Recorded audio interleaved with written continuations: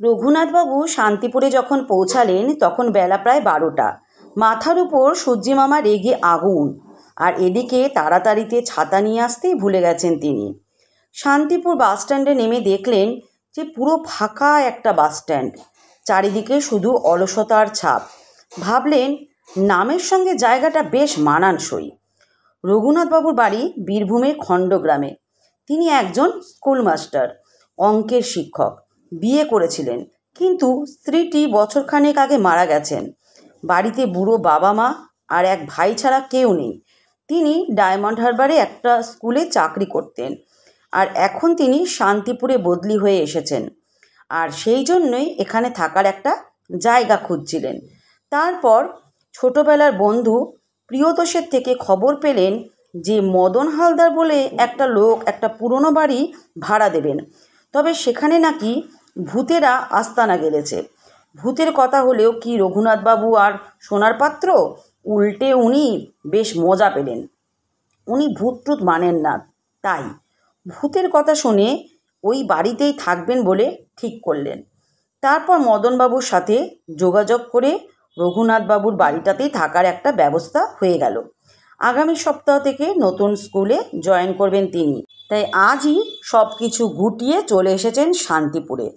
মদন হালদারের দোকান বাসস্ট্যান্ড থেকে হেঁটে মিনিট 5, কিন্তু আজ এত গরমে পথ যেন ফুরোতেই চাইছে না।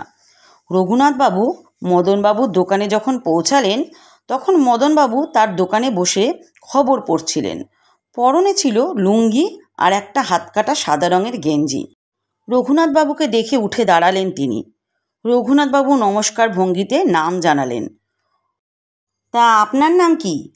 রঘুনাথবাবুকে কথা শেষ করতে না দিয়েই মদনবাবু বলে উঠলেন, হ্যাঁ, আপনি তো সেই বাড়িটার ব্যাপারে। আরে বাইরে কেন, ভিতরে আসুন, ভিতরে আসুন। মদনবাবু রঘুনাথবাবুকে সঙ্গে করে দোকানের ভেতরে নিয়ে গেলেন। অবশ্য ভেতরে বসার জায়গা নেই, চারিদিকে জিনিসপত্র ভর্তি। মদনবাবু রঘুনাথবাবুকে গ্লাস জল দিয়ে জিজ্ঞাসা করলেন, চা চলবে নাকি? রঘুনাথবাবু উত্তরে বললেন, না না, যা গরম পড়েছে। হ্যাঁ, আর বলবেন না। তা আপনি কি এখনই বাড়িতে যাবেন, না একটু বসলে ভালোই হতো? না না, এসে যখন পড়েছি তখন আর দেরি কেন, এখনই যাওয়া যাক বাড়িতে। ঠিক আছে, তবে চলুন, মদনবাবু বললেন। 1 মিনিট, আমি দোকানটা বন্ধ করে নিই। এরপর দোকান বন্ধ করে মদনবাবু রঘুনাথবাবুকে সঙ্গে করে বাড়িটার উদ্দেশ্যে হাঁটা দিলেন। পথে যেতে যেতে মদনবাবু রঘুনাথবাবুকে বললেন, অনেক দিনের পুরনো বাড়ি তো, তাই সংস্কারও সেরকম করা হয়নি, তবে আপনার জন্য বাথরুম, বেডরুম আর রান্নাঘরটা ঠিক করে রেখেছি। রঘুনাথের বাবু মৃদু হেসে বললেন, বাহ, বেশ ভালো, এটাই যথেষ্ট। একা মানুষ, আর কি চাই? তবে এটুকু বলেই একটা সাসপেন্স রেখে মদনবাবু থেমে গেলেন। তবে কি? রঘুনাথবাবু জিজ্ঞাসা করলেন। না, সেরকম কিছু নয়, তবে আপনি ভূতের ভয় পান না তো? না না, ভূত আবার হয় নাকি? তাই ভয় তো দূরের কথা। কেন, ও বাড়িতে ভূত টুত আছে নাকি? জেনেও না জানা ভান করলেন রঘুনাথবাবু। হ্যাঁ, মানে মাঝে মাঝে ভুতুড়ে কাণ্ড দেখা যায়, আর কি। মানে আগের কয়েকটা ভাড়াটিয়া তো, তাই বললাম আর কি। মদনবাবুর মাঝে মাঝেই আর কি বলার স্বভাব রয়েছে, যেমন কয়েকটা লোকের থাকে সেরকমই। যেমনই ওই বটে বা ওই ধরনের কিছু, তেমনই মদনবাবুর ক্ষেত্রে আর কি, এই কথাটা উনি খুবই ব্যবহার করেন। রঘুনাথবাবু হেসে ফেললেন। ভূত টুত কিছু হয় না, সব মনের ভুল, বুঝলেন? আসলে রঘুনাথবাবু সায়েন্সের স্টুডেন্ট ছিলেন তো, তাই যুক্তিবাদী মানুষ। যুক্তি ছাড়া কোনো কিছুই মানেন না, তাই যুক্তি ছাড়া ভগবানকেও মানতে নারাজ। মদনবাবু বললেন, সে আপনি যাই বলুন, ভূতের দেখা আপনি পাবেনই পাবেন। তাহলে তো বেশ ভালোই হয় মহাশয়, একা বাড়িতে সঙ্গীর অভাব হবে না। হেসে উঠলেন রঘুনাথবাবু। কথা বলতে বলতে ওনারা বাড়িটার কাছে চলে এলেন। হলুদ রঙের একটা দোতলা বাড়ি, দেখলেই মনে হয় কম করে হলেও 50 বছরের পুরনো বাড়ি। রঘুনাথবাবু লক্ষ্য করলেন আশেপাশে সেরকম কোনো আর বাড়ি নেই। তাদের দেখে কয়েকটা কাক উড়ে চলে গেল। মদনবাবু চাবি দিয়ে দরজায় ঝুলানো তালাটা খুললেন আর ক্যাচ করে একটা শব্দ করে দরজাটা খুলে গেল। এরপর ভেতরে ঢুকলেন তারা দুজনে। রঘুনাথবাবু দেখলেন বাড়িটা বেশ পরিষ্কারই করে রেখেছে মদনবাবু। আপনার জন্য দোতলায় ঘর ঠিক করেছি, কোনো অসুবিধা নেই তো? জিজ্ঞাসা করলেন মদনবাবু। রঘুনাথবাবু বললেন, না না, অসুবিধা কি? রঘুনাথবাবু মুখে বললেন বটে, কিন্তু তিনি বুঝতে পারলেন না যে একতলা থাকতে আবার দোতলায় কেন। এরপর সিঁড়ি বেয়ে মদনবাবু রঘুনাথবাবুকে দোতলায় নিয়ে গেলেন। রঘুনাথবাবুকে ঘরটা দেখিয়ে দিলেন তিনি। ঘরটা বেশ ছিমছাম ছিল। একটা ড্রেসিং টেবিল রয়েছে, আর একটা রাইটিং টেবিল, আর কয়েকটা বইয়ের তাকও রয়েছে। ঘরটায় দুটো জানলা, আর তা থেকে এক চিলতে রোদ এসে পড়েছে ঘরের ভিতরে। ঘরটা দেখে রঘুনাথবাবুর বেশ পছন্দ হলো। মদনবাবু জিজ্ঞাসা করলেন, পছন্দ হয়েছে তো? উত্তরে তিনি বললেন, বাহ, বেশ ঘর, আমার পক্ষে একদম আদর্শ, খুব পছন্দ হয়েছে। রঘুনাথবাবু লক্ষ্য করেছিলেন যে মদনবাবু কিছুক্ষণ থেকে একটা কিছু বলার চেষ্টা করছেন, কিন্তু বলছেন না। তাই তিনি জিজ্ঞাসা করলেন, কিছু বলবেন কি? মদনবাবু আমতা আমতা করে বললেন, না, ওই আর কি, মানে ওই আপনার মানে অ্যাডভান্স ভাড়াটা হলে আর কি, মানে ভালো হতো আর কি। ও হ্যাঁ হ্যাঁ, একটু দাঁড়ান। এই বলে ব্যাগ থেকে একটা চেক বার করে মদনবাবুর হাতে দিয়ে রঘুনাথবাবু বললেন, এই নিন আমার 3 মাসের আগাম অ্যাডভান্স। মুখে একটা অর্থহীন হাসি ফুটে উঠল মদনবাবুর। ধন্যবাদ দিয়ে টাকাটা নিয়ে মদনবাবু চলে গেলেন। রঘুনাথবাবু একটু ফ্রেশ হয়ে নিলেন। এরপর রঘুনাথবাবু বাড়িটা একটু ঘুরে দেখতে চাইলেন। রঘুনাথবাবু রয়েছেন দোতলায়, একদম ধারের ঘরে, আর বাকি সব ঘরগুলো ধুলো ময়লা ভর্তি। এছাড়া একটা ঘরে ঢুকে দেখলেন একটা বড়সড় পিয়ানো রাখা আছে, তাছাড়া আছে একটা বেহালা। এছাড়া আরও অনেক সঙ্গীতের সরঞ্জাম রয়েছে। এসব রঘুনাথবাবু বেশি বোঝেন না, উনি কাঠখোট্টা মানুষ, অঙ্ক নিয়ে ওনার কারবার। এছাড়া আরও সব ঘরে ঢুকে দেখলেন এ বাড়ির গৃহকর্তা বেশ ধনী ছিলেন। প্রতিটা ঘরে বেশ দামি আসবাবপত্র রেখে গেছে দেখে তাই মনে হচ্ছে। রঘুনাথবাবু মনে মনে এটা ভাবলেন। এরপর একতলা ঘরে গিয়ে দেখলেন যে একতলার অবস্থাটা দোতলার মতোই। মদনবাবুর দোকানের কাছে একটা রেস্টুরেন্ট দেখেছিলেন রঘুনাথবাবু। কিছুক্ষণ পরে ওখান থেকে সবজির ডাল ভাত খেয়ে চলে এলেন তিনি। আজ আর রান্নাবান্না ঝামেলায় গেলেন না, তিনি নাকি বেশ ভালোই রান্না পারেন। দুপুরে খেয়ে দিয়ে রঘুনাথবাবু ছাদে যাবেন বলে ঠিক করলেন। ছাদে ওঠার সময় রঘুনাথবাবুর পায়ের আওয়াজ শুনে একটা কাক উড়ে চলে গেল। ছাদে গিয়ে দেখলেন চারিদিক ঘেরা একটা ছাদ। ছাদটা দেখে রঘুনাথবাবুর ছেলেবেলার কথা মনে পড়ে গেল। তিনি ঘুড়িও ওড়াতে খুব ভালোবাসতেন, আর ওই ছাদটা ঘুড়ি ওড়ানোর পক্ষে এক্কেবারে আদর্শ।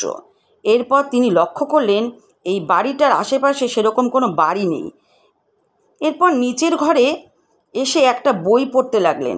পড়তে পড়তে কখন তিনি ঘুমিয়ে পড়েছেন ওনার নিজেরই খেয়াল নেই। যখন ঘুম ভাঙল তখন 5টা বেজে গেছে। চোখে মুখে জল ছিটিয়ে বাইরে একটু ঘুরতে বেরোলেন তিনি। জায়গাটা সত্যি শান্তি রয়েছে। প্রিয়তোষবাবু বলেছিলেন কাছাকাছি নাকি একটা বিরাট দিঘি আছে, নাম শান্ত দিঘি। তারপর হাঁটতে লাগলেন। একটু পর দিঘির পাড়ে গিয়ে দাঁড়ালেন। দেখলেন দিঘির পাড়ে বেশ কয়েকটা বেঞ্চও রয়েছে, অনেকে সেখানে বসে আছে। বেশিরভাগই বুড়ো অথবা বাচ্চাদের ভিড়। দিঘিটা সত্যিই সুন্দর, বলতে গেলে ছবির মতো সুন্দর, আর নামের সঙ্গেও বেশ অদ্ভুতভাবে একটা মিল রয়েছে। দিঘির জল সত্যিই শান্ত। এরপর তিনি দিঘির পাড় বরাবর হাঁটতে লাগলেন। তিনি আপন মনে হাঁটছিলেন। হঠাৎই একটা লোক ওনাকে পেছন থেকে ভারী গলা জিজ্ঞাসা করলেন, এখানে নতুন বুঝি? রঘুনাথবাবু দেখলেন একটা ভদ্রলোক দাঁড়িয়ে আছেন, পরনে রঘুনাথবাবুর মতোই পায়জামা পাঞ্জাবি। উত্তরে রঘুনাথবাবু বললেন, হ্যাঁ, আমি এখানে স্কুলে বদলি হয়ে এসেছি। ও নমস্কার, আমি হলধর মাইতি, এখানেই থাকি। ওনার প্রতি নমস্কার করে রঘুনাথবাবু বললেন, আমি রঘুনাথ সরকার। তা কোথায় থাকা হচ্ছে আপনার? ওই যে একটা পুরনো বাড়ি আছে না, হলুদ রঙের। কথা শেষ হতে না হতেই হলধরবাবু বলে উঠলেন, ওই ভূতের বাড়িতে? রঘুনাথবাবু মৃদু হেসে বললেন, মদনবাবু তো তাই বললেন, তবে আমি এখনও পর্যন্ত ভূতের টিকিটুকুও খুঁজে পাইনি। অবশ্যই আজকেই এসেছি। পাবেন পাবেন, ও বাড়িতে ভূত আছে, এই বিষয়ে কোনো সন্দেহ নাই। তবে ভূত থাকলে তো ভূতের দেখা পাবো। ভূত হয় নাকি? আমি ওসব মানি না। এই ভূতের ব্যাপারে সবাই বানিয়ে গল্প ছাড়া কিছুই বলে না। ভূত আছেই, পরে টের পাবেন, আগে রাতটা হোক। আসলে অন্ধকারেই ভূতরা বেশি আসে। আচ্ছা চলি, পরে দেখা হবে বলেই হনহন করে যেমন হঠাৎই এসেছিলেন তেমন হঠাৎই চলে গেলেন। এরপর রঘুনাথবাবুও শান্ত দিঘি থেকে চলে এলেন। হাঁটা দিলেন মদনবাবুর দোকানের উদ্দেশ্য। দোকানের কাছে এসে দেখলেন সকালের মতোই ফাঁকা। ওনাকে দেখে মদনবাবু হে হে করে উঠে দাঁড়িয়ে বললেন, ঘুরতে বেরিয়েছিলেন বুঝি? হ্যাঁ, ওই শান্ত দিকের দিকে একটু গিয়েছিলাম। তা আপনার দোকানে খদ্দের টদ্দের তেমন হয় না নাকি? বললেন রঘুনাথবাবু। একটা দীর্ঘশ্বাস ছেড়ে মদনবাবু বললেন, এখন সব এমনি হাল, কি আর বলবো। তা কেমন দেখলেন আমাদের শান্তদিঘিকে? বেশ ভালো। তা আজ দুপুরে ভূতের দেখা টাকা কিছু পেলেন নাকি মশাই? মদনবাবুর কথা শুনে জোরে হেসে উঠলেন রঘুনাথবাবু। বললেন, দেখা এখনও পাইনি, তবে আপনারা যা করছেন তাতে দেখা শীঘ্রই পাবো। আজ হলধর মাইতি নামের একজনের সাথে দেখা হলো। তিনিও ভূতের কথা বললেন। উনি ভুল কিছু বলেননি।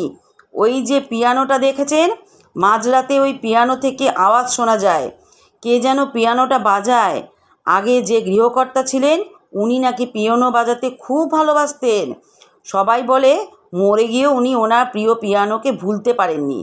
আজ আবার অমাবস্যা, ভূতের দেখা পেতেই পারেন। তা দেখা যাবে। চা খাবেন? তাহলে চা বলি।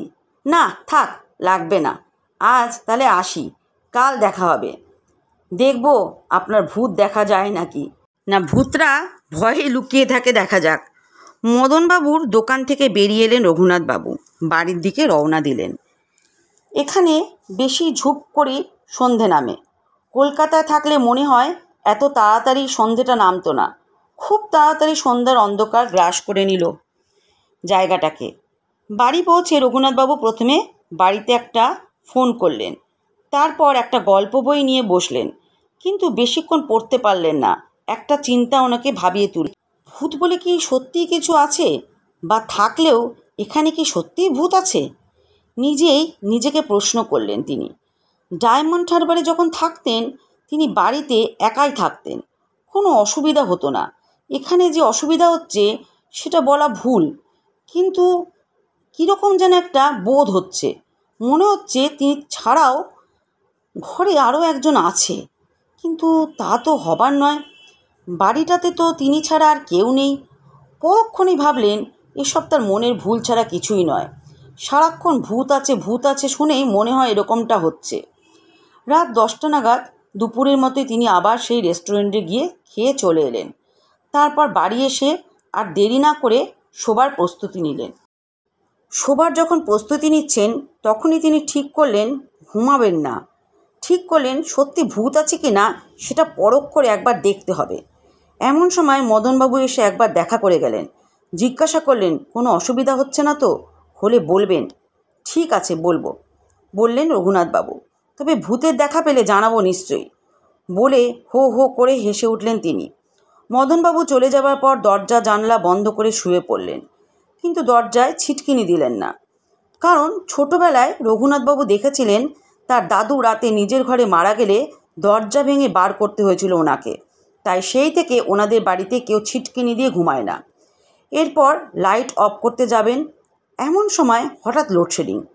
কিন্তু কাচের জানালা দিয়ে বাইরে তাকিয়ে দেখলেন যে বাইরে দূরে তো আলো জ্বলছে। হতে পারে বাড়ি ইলেকট্রিসিটি কানেকশানটা চলে গেছে, কোনো গণ্ডগোল হয়েছে। নিজেকে চিন্তামুক্ত করে তিনি শুতে গেলেন। ওই অমাবস্যা তো যেন ঘরের থেকে বাইরে বেশি আলো রয়েছে। তিনি কিছুক্ষণ চোখের পাতা বন্ধ করে বসে রইলেন। তারপর হঠাৎই জানলাটা খোলার একটু মৃদু শব্দ শুনতে পেলেন। রঘুনাথবাবু মনে হলো শব্দটা অনেকটা ভূতের সিনেমাগুলোতে দেখানো শব্দের মতো। কিন্তু তিনি তো জানালা এঁটেছিলেন, জানালা বন্ধ করেই শোয়ার অভ্যাস তার। কিন্তু জানালা খুলল কী করে? বাইরে জোরে হাওয়া তো বইছে না। তাহলে কি? একটার পর একটা প্রশ্ন করে চলেছেন তিনি নিজেকে। তারপর হঠাৎই জানলাটার দিকে চোখ গেল রঘুনাথবাবুর। দেখলেন হাতের ছাপ। কিন্তু এটা তো ছিল না। তবে কি হলধরবাবু আর মদনবাবুর কথা মতো ভুতুড়ে খেলা শুরু হয়ে গেল নাকি? ভাবতে চেষ্টা করলেন তিনি। হয়তো ছাপটা আগে থেকেই ছিল, তার চোখে পড়েনি, কিন্তু ছাপটা তো চোখে পড়ার মতো। কিছু মাথায় ঢুকছে না। এভাবেই মিনিট খানিক বসে রইলেন। তারপর আবার শুয়ে পড়লেন তিনি। যেই বালিশে মাথা রাখবেন ঠিক সেই সময় দরজাটা হ্যাট করে সশব্দে খুলে গেল। কিন্তু দরজাটা খোলার তো কথা নয়। তিনি ভালোভাবেই দরজা দিয়েছিলেন, আর বাইরে তো জোরে হাওয়াও বইছে না যে দরজা খুলে যাবে। আর বইলেও বা কি, কেউ জোরে না ঠেললে দরজা তো খোলার নয়। তাহলে কি এগুলো সব ভূতের কাণ্ড? আর কিছু ভাবতে পারছেন না তিনি।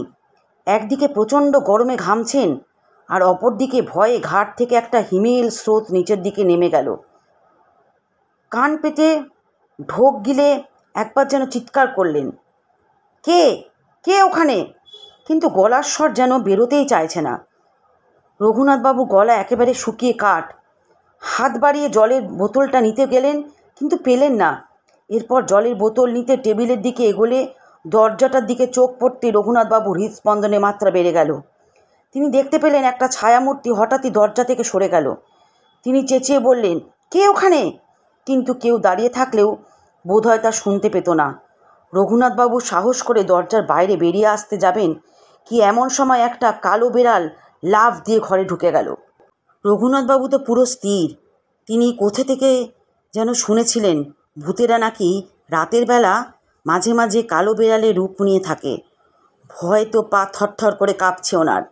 তারপর হঠাৎই আলো জ্বলে উঠল। দেখলেন কেউ নেই কাছাকাছি। আবার হঠাৎ আলো বন্ধ হয়ে গেল। কিছুক্ষণ পর আবার আলো জ্বলে উঠল, তারপর আবার বন্ধ হয়ে গেল। এরপর কাণ্ড দেখে রঘুনাথবাবু কী করবেন বুঝে উঠতে পারছেন না। মাথা ঝিমঝিম করতে লাগলো ওনার। এই বিস্ময় আর ভয় কাটিয়ে উঠতে না উঠতে তিনি পিয়ানোর আওয়াজ শুনতে পেলেন। তাহলে কি মদনবাবু সত্যি কথাই বলেছেন? একটু এগিয়ে গেলেন তিনি, কিন্তু পিয়ানোর ঘরটা গিয়ে কাউকে দেখতে পেলেন না। এরপর রঘুনাথবাবু যেন টলতে শুরু করলেন। তারপর কি হলো ওনার আর কিছুই মনে নেই। পরদিন সকালে জলের স্পর্শে জ্ঞান এলো রঘুনাথবাবুর। চোখ খুলতেই প্রথম মদনবাবুকে দেখতে পেলেন তিনি। ওনাকে চোখ খুলতে দেখে মদনবাবু হাসি মুখে বলে উঠলেন, যা ভয় পাইয়ে দিয়েছিলেন না আপনি। হঠাৎ গত রাতের কথা মনে পড়ায় রঘুনাথবাবুর চোখে মুখে আতঙ্কের ছাপ ফুটে উঠল। তা দেখে মদনবাবু বললেন, তা বলেছিলাম না ভূত আছে, মিলল তো? রঘুনাথবাবুর কাছে এর উত্তর দেবার আর কোনো ভাষা নেই। এর প্রায় 2 ঘন্টা পরে রঘুনাথবাবু অন্যত্র থাকার ব্যবস্থা করে নিলেন, আর দুপুরের মধ্যেই বাড়ি ছেড়ে চলে গেলেন। কিন্তু গল্প এখানেই শেষ নয়। রঘুনাথবাবু চলে যেতেই মদনবাবু একটা বড় দীর্ঘশ্বাস ছাড়লেন। যাক, প্ল্যানটা কাজ করেছে তাহলে। মাঝে মাঝে কয়েকটি ভুলচুক হলেও প্ল্যানটা কাজ করেছে। পিয়ানোর আওয়াজ যান্ত্রিক মনে হলেও কাজ হয়েছে। ভাগ্যিস রঘুনাথবাবু বুঝতে পারেননি যে ওটা টেপ রেকর্ডারের আওয়াজ। আগে থেকেই জানালাতে সুতো বেঁধে রেখে দিয়েছিলেন, পরে সুযোগ বুঝে টান দিতেই খুলে যায়। এতে ভৌতিক ব্যাপার মোটেই নেই।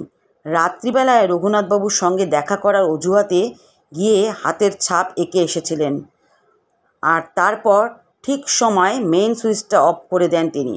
কিছুক্ষণ পরে ওপরে উঠে দরজা জোরে ঠেলে দেওয়া খুব একটা কঠিন ব্যাপার নয়।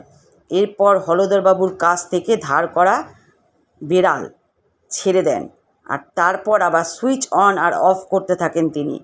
তারপর টেপ রেকর্ডারে পিয়ানো চালিয়ে দেন। আর তাছাড়া সকাল থেকে উনি আর হলধরবাবু মিলে রঘুনাথবাবুর মনে যা ভূতের ভয় দেখিয়েছেন, তাতে ভৌতিক পরিবেশ তৈরি করাটা সহজই হয়ে যায়। আসলে মদনবাবু ওই বাড়িতেই নিচের তলায় থাকেন।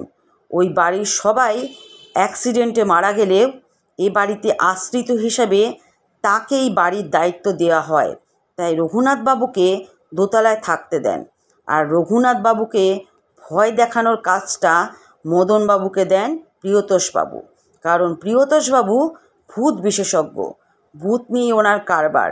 কিন্তু এর জন্য রঘুনাথবাবু ওনাকে মাঝে মাঝে ঠাট্টা করেন।